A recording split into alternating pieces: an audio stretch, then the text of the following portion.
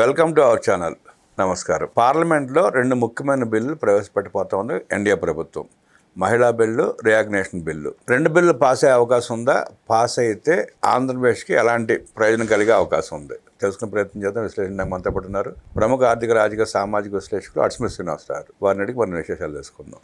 నమస్తే సార్. నమస్కారం అండి. మహిళా బిల్లు, రియాగ్నేషన్ బిల్లు 2 ప్రవేశపెట్టిపోతా ఉంది. పాస్ అయ్యే అవకాశం ఉందంటారా? పాస్ అయితే మన రాష్ట్రానికి వచ్చే ప్రయోజనం ఏంటి? ఇప్పుడు యాక్చువల్గా 2 కలిపి పెట్టారండి. లాస్ట్ టైం 2 కలిపి పెడితే అందరూ అపోజ్ చేశారు, అది ఆఫ్ చేసుకున్నారు, వెనక్కి తీసుకున్నారు. ఇప్పుడు ఏమైందంటే అప్పటికి లాస్ట్ టైం ఈ బిల్లు పెట్టినప్పటికి ఇప్పటికీ కూడా రాజకీయంగా అనేక మార్పులు వచ్చినాయి. ఎంపీల బలం పెరిగింది బీజేపీకి. అంటే పశ్చిమ బెంగాల్ నుంచి కానీ అలాగే మహారాష్ట్ర నుంచి కానీ కొంతమంది ఎంపీలు బీజేపీ సపోర్ట్గా వచ్చారు. అలాగే రాజ్యసభలో కూడా బలం పెరిగింది. అయితే ఈసారి వాళ్ళకి అభ్యంతరం ఏమి ఉండదో, అది చాలా క్లియర్గా పాస్ అవుతాయి. అంటే ఈసారి అది నేను అనుకుంటా విడివిడిగా పెడతాను అనుకుంటున్నాను. పెట్టినప్పుడు ఇది దక్షిణాదికి నష్టం జరుగుద్ది, ఇప్పుడు వాళ్ళు ప్రపోజ్ చేసింది అని చెప్పేసి అంటున్నారు. ఎలా చేసినా కానీ దక్షిణాదికి నష్టమే జరుగుద్ది. జనాభా ప్రాతిపదిక చేసినా, ఎలా చేసినా, ఎన్యూమరేషన్ అన్నీ చేసినా. ఎందుకంటే ఉత్తరాదికి దక్షిణాదికి పోల్చుకుంటే జనాభా మన పెరుగుదలకి వాళ్ళ పెరుగుదలకి చాలా వ్యత్యాసం ఉంది. ఇది మనం ఆ రోజు దేశంలో ఇచ్చిన పిలుపు మేరకు, నాయకులు ఇచ్చిన పిలుపు మేరకు 2 లేక 3 అంటే ఓకే అనుకున్నారు. మేమిద్దరం మాకిద్దరు అంటే వీ టూ అవర్ టూ అని అగ్గిపెట్టల మీద కూడా యాడ్ వచ్చింది. దానికి ఓకే అన్నారు. తర్వాత ఒకళ్ళు కూడా చాలా అనుకుని దాన్ని ఇంకా అతిగా పోయి ఒకరితో సరిపెట్టుకున్న కార్యక్రమాలు జరిగినాయి. దాంతో మన జనాభా తెలియకుండానే తగ్గిపోయింది. ఆ వారికి జనాభా ప్రాతిపదికన ఇస్తే సీట్లు డెఫినెట్గా మనం తగ్గిపోతాయి. మనకు ఇప్పటికే మన రాష్ట్రం 2 రాష్ట్రాలు ఉమ్మడి రాష్ట్రం ఆంధ్రప్రదేశ్ 2 రాష్ట్రాలు అయిన తర్వాత ఆటోమేటిక్గా మన గొంతు జీరబోయింది. స్ట్రాంగ్గా ఉన్న స్వరం కొంచెం తగ్గిద్దా లేదండి? 42 స్థానాలు 25 అలాగే ఇప్పుడు 42కి గతంలో టీడీపీగా ఏకంగా ప్రతిపక్షం కింద ఉన్నది. ప్రతిపక్ష హోదా లేకపోయినా వాళ్ళు అతిపెద్ద పార్టీ టీడీపీయే ప్రతిపక్షాల్లో. ఇలాంటి పరిస్థితి నుంచి తర్వాత కాలంలో కూడా 30 సీట్లు, 32 సీట్లు, 33 సీట్లు గెలుచుకుని మిత్రపక్షాలతో కలిపి 35 సీట్లు గెలుచుకునే సందర్భాలు ఉన్నాయి. ఇలాంటి పరిస్థితుల్లో మనకు వాయిస్ బలంగా ఉండేది, ఆంధ్రప్రదేశ్కి రావాల్సిన వాటా బాగా దక్కుతూ ఉండేది. ఇప్పుడు కూడా అది కొంచెం జగన్మోహన్ రెడ్డి లేడు వచ్చి అతను 23 సీట్లు 22 సీట్లు వచ్చినా కానీ అతను కేసులను బ్రహ్మాండంగా కాపాడుకున్నాడు. చూశారు కదా. అతను అవసరం లేకపోయినా ఆ బలం ఉండటం వల్ల అతను ఇప్పటికీ లబ్ధి పొందుతూ ఉన్నాడు. దీంతో మనం ఇవన్నీ ఆలోచించకుండా వాళ్ళు ఇప్పుడు ప్రస్తుతం పెట్టిన ప్రపోజల్ వల్ల మనకు సీట్లు పెరుగుతాయి.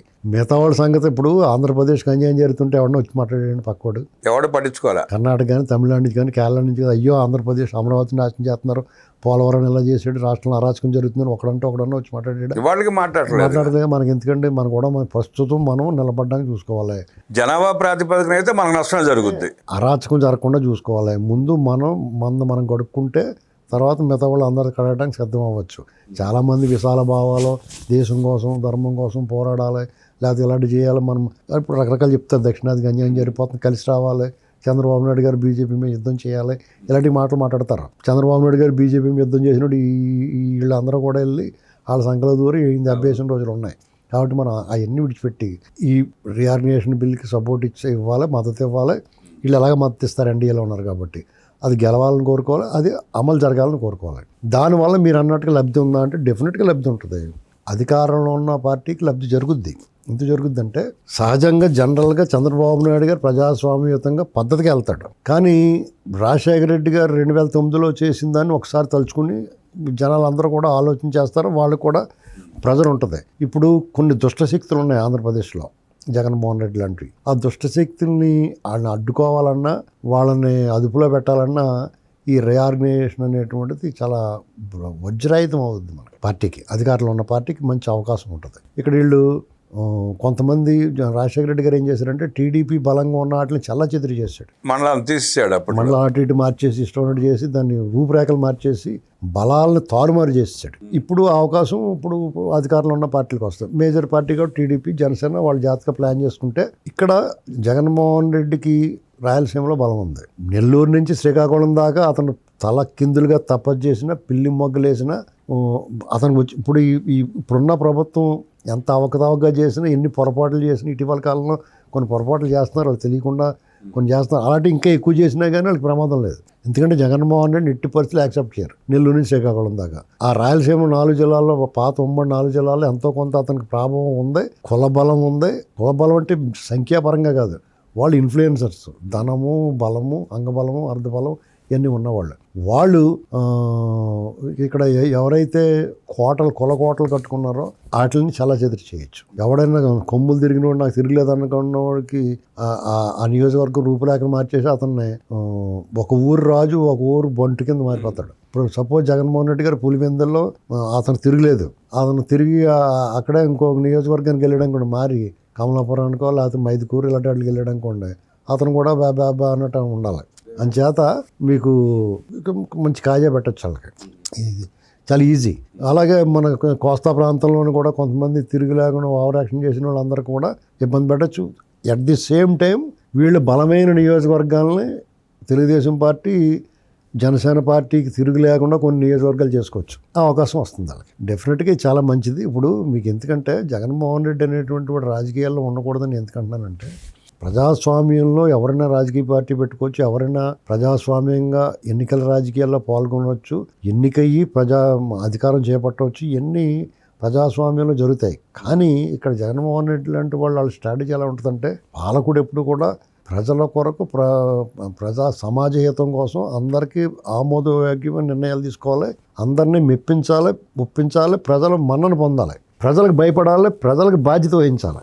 ఇది ఏది చేయడు ఇతను. పైగా ఇతను మళ్ళీ నష్టం ఏంటంటే కులాల మధ్య, మతాల మధ్య చిచ్చు పెడతాడు. నెక్స్ట్ ఇంకోటి ఏంటంటే అధికారంలోకి వస్తే ఇంకా అతని మదం, అహంకారం, అధికార దుర్వినియోగానికి అంత ఉండదు. అధికారం లేకపోతేనే ఇష్టానుసారంగా వ్యవహరిస్తున్నాడు. అధికారం లేకపోయినా ఆ వాసన పోలదు. ఇంగు కట్టిన గుడ్డకే ఇంగు అయిపోయినా కానీ ఆ గుడ్డ వాసన వచ్చినట్టు అతను ఇంకా అలాంటి చేష్టలు చేస్తూ ఉంటాడు. అది అతను అలా చేష్టలు చేయడానికి బాధ్యత ఇప్పుడున్న ప్రభుత్వం మందే. కానీ అతను అధికారంలోకి వస్తే ఇంకా పట్టపగ్గాలు ఉండవు. ఎందుకంటే అధికారులందరినీ పాడు చేసాడు. వాళ్ళు ఇప్పటికీ దాని తాలూకు స్మెల్ ఇంకా మనకు వదలలేదు. మనం అనుభవిస్తున్నాం. ఇప్పుడు ఉన్న అధికారులు ఉన్న వాళ్ళు కూడా తలనొప్పిగా ఉంది. అది బిడ్డ పోయినా పురుడుకం పోనట్టు నడుస్తూ ఉంది అదంతా. ఇక్కడ ఇతను వీళ్ళది ఎలా ఉంటుందంటే చెప్తానండి. వీళ్ళదే జగన్మోహన్ రెడ్డికి అసలు భయపడ్డా అంటే భయపడతాడు. అతనికి భయమే లేదా చాలామంది అంటారు. అతను కింగ్ సింహం, సింగిల్ సింహం అంటారు. అతని బీజేపీ కేంద్ర ప్రభుత్వం అంటే మొత్తం ఎకరం తడిచిపోద్దండి. మీకు చిన్న ఎగ్జాంపుల్ చెప్తాను. ఇప్పుడు డిఎస్సి ఉంది. డిఎస్సి విషయంలో లోకేష్ గారు రాజీనామా చేయాలా, లేకపోతే లోకేష్ గారు ఆయన మీద పడతారు. అలాగే ఇంకోటి ఏదన్నా విషయం ఉంటే డైరెక్ట్గా చంద్రబాబు నాయుడు గారిని అటాక్ చేస్తారు, లేదా పవన్ కళ్యాణ్ గారి మీద అటాక్ చేస్తారు. సత్యకుమార్ గారు ఏదో వైద్య పరికరాలు ఏ కొన్నాడో దాని మీద స్కాము, పెద్ద కూటమి చంద్రబాబు ప్రభుత్వం ప్రజా వంచన అని రాస్తున్నారు. సత్యకుమార్ బీజేపీ అంటానికి నోరు రాదాలకి అక్కడ భయం, వణుకు, మామూలు వణుక, చలి జ్వరం అంటారు దాన్ని. ఇలాంటి శాస్త్రాలు ఉంటాయి వాళ్ళ దగ్గర. ఇప్పుడు ఏమవుతుందంటే దీని ద్వారా వాళ్ళు 2 రకాల లబ్ధి పొందుతారు. ఒకటి, బీజేపీతో అనవసర వైరం ఎందుకు అనుకుంటారు. 2, మాకు వాళ్ళకి లింకులు ఉన్నాయి లేవయ్యా అన్నదే చెప్పకుండా చెప్తూ ఉంటారు. ఇండైరెక్ట్గా దానివల్ల ఏంటంటే అనుమానాలు కల్పించడం. ఇప్పుడు కూటమికి సంబంధించిన వాళ్ళకి ఇదేంటి వాళ్ళిద్దరికి లింక్ ఉందా, వాళ్ళు కూడా ఆ వాతావరణం అలా కనిపిస్తూ ఉంటుంది. మొన్న కూడా ప్రెస్ మీట్లో సెంట్రల్ గవర్నమెంట్ గురించి అడిగితే సెంట్రల్ గవర్నమెంట్ గురించి నాకు తెలియదు, నేను మాట్లాడినాను. అవును, వాళ్ళ గురించి మనకి ఎందుకు అన్నట్టు మాట్లాడే. ఇప్పుడు ఆ వాతావరణం కూడా అలా కనపడుతుంది. ఇప్పుడు జగన్మోహన్ రెడ్డి కేసుల గురించి చింతకాయలు విజయ్ మాట్లాడితే ఆ స్పీకర్ గారు, మా చైర్మన్ గారు మాట్లాడడానికి ఛాన్స్ ఇవ్వట్లా. అంటే మాట్లాడినిచ్చాడు, ఇతను చెప్పాలని చెప్పేసాడు అనుకోండి.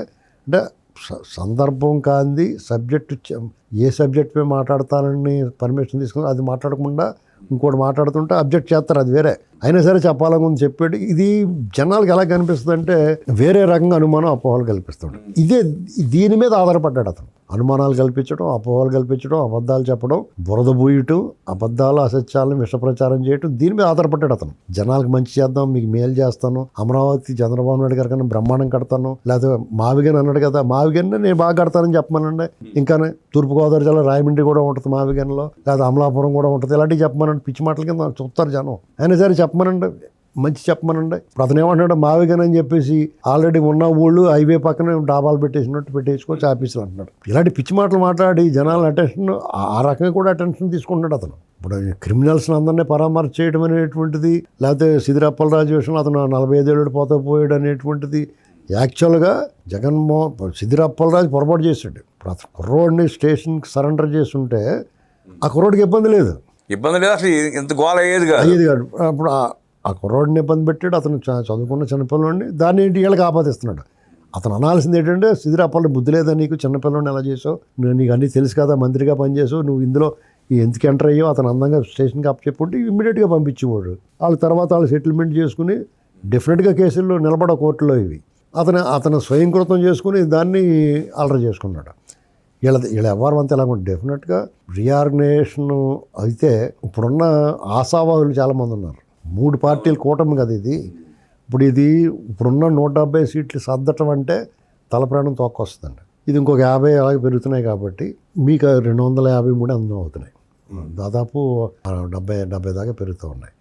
మీకు వాళ్ళందరూ ఆశావాళ్ళందరికీ కూడా బాగుంటుంది, సీట్ల పంపిణీలో బాధ ఉండదు.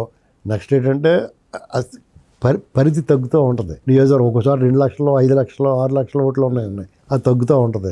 వాళ్ళకు కూడా దాన్ని ఇప్పుడు ప్రతి పార్టీ దగ్గర డేటా, తెలుగుదేశం పార్టీ దగ్గర అయితే డేటా ఉంది. నా లెక్క ప్రకారం వైసీపీ దగ్గర కూడా ఉంటుంది. ఎవరు ఏ నియోజకవర్గంలో ఎవరికి బలం ఉంది, ఏ మండలంలో, ఏ గ్రామంలో, ఏ బూత్లో ఎవరికి ఎంత బలం ఉంది అనేటువంటిది స్పష్టంగా ఉంటుంది.